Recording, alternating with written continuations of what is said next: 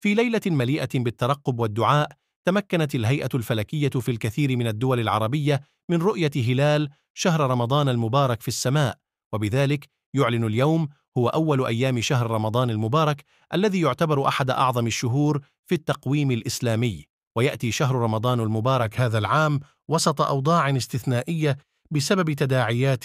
جائحة كوفيد-19، حيث تتسم الأجواء بالصلاة والتسى